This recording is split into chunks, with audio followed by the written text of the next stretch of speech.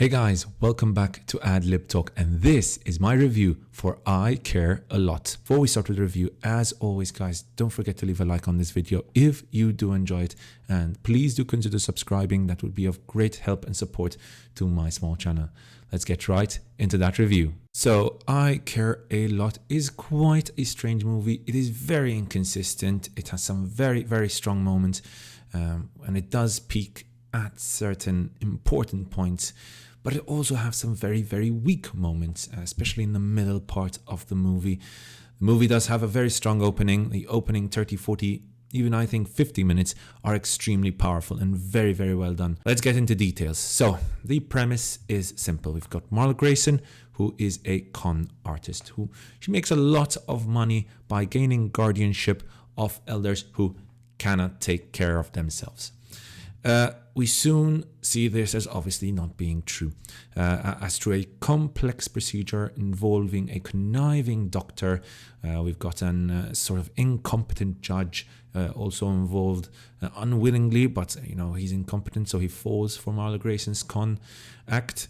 Marla Grayson manages to manipulate the whole system and basically places elders into her facilities where they are then drugged and literally cut off from the world.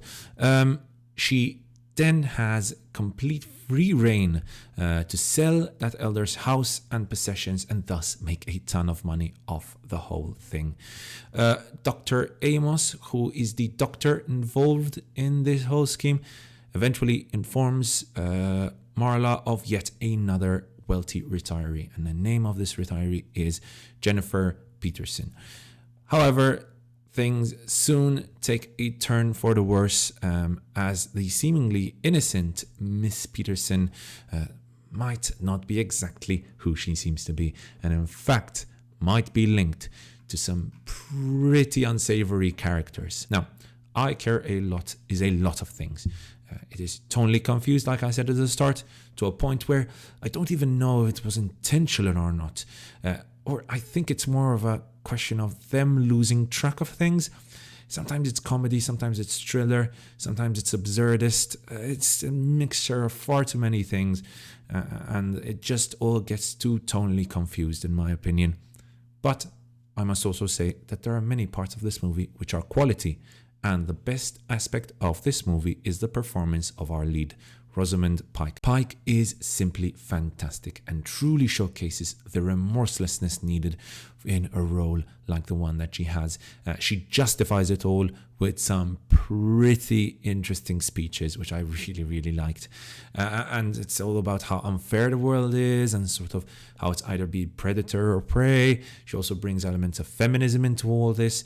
And I love how she tries to justify every single one of her actions. This is, like I said, not only Pike's ability, but also the writing's ability here. The writing was very good for her character and really worked well.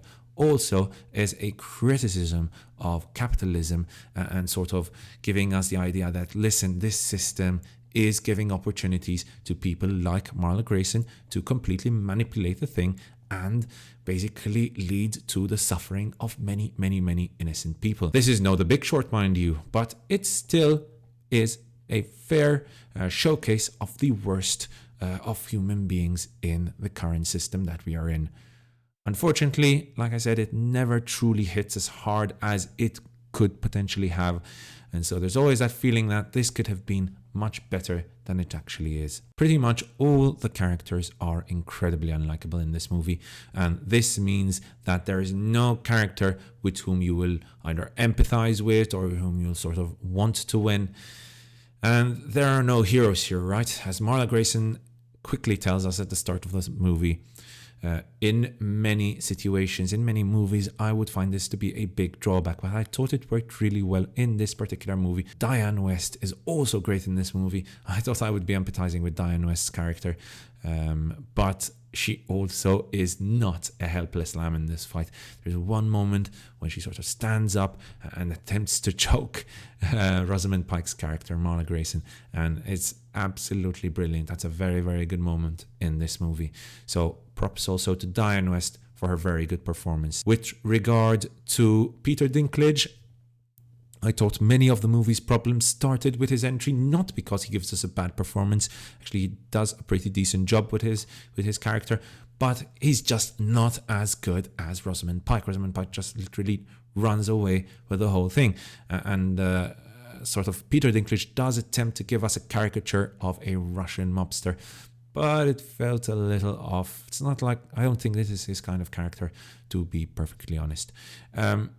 He doesn't seem to be as comfortable as Spike. I think that's the feeling that I got from the whole thing. So as I mentioned before, with the entry of the Russian mob, the movie does seem to go a little off the rails, and it starts to get a little tonally confused, especially because of the fact that Marla and her girlfriend, Fran, turn into these sort of super fighters who are capable of taking on the Russian mob. This is a direction I really did not expect the movie to go to be honest. And props to the movie for doing something I didn't expect, but you know, it just did not work for me. So that part of the movie where we've got Fran and Marla taking on the Russian mob just really did not sit well with me. And I thought it really ruined what could have been a fantastic movie worth a 4.5 or a 5 out of 5. I personally much preferred moments when Marla Grayson took on someone in a more sort of legal manner, such as her meeting with Dean, the lawyer character. That was particularly well written, and I really enjoyed the to and fro between those two characters, which was very enjoyable to watch. Visually, the movie is very sleek, very stylish, and maintains this sort of reddish pink palette throughout, which I particularly enjoyed. Sometimes it did get a bit too much, especially when you've also add in the sort of loud techno music, which was enjoyable at the start, but did get a bit overused throughout the whole movie.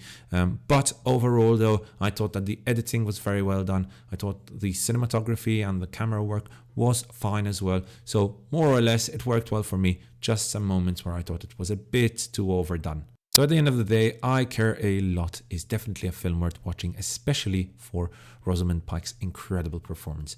I'm not exaggerating when I say that this is one of my absolute favorite performances that I have seen in the past few years. Unfortunately, the rest of the movie doesn't seem to reach her sort of level, and that level of performance was far too good for a movie that is okay, but nothing special. I think I Care a Lot struggles, especially because I feel like the writer and director just could not decide on a particular tone to go with for this movie. I thought that they started out as a very good sort of legal drama, which eventually veered into the absurdist black humor, dark humor, and that tonal shift in midway through the movie with the entry of the Russian mob just really did not work for me at all. Due to all the problems, this movie instead will receive a 3 out of 5 and a recommendation just to see Rosamund Pike's performance. Thanks so much for watching, guys. I hope you enjoyed that review. If you did, don't forget to leave a like on this video and subscribe for more movie and video game reviews. Cheers, and I'll see you guys next time right here on Ad Lib Talk.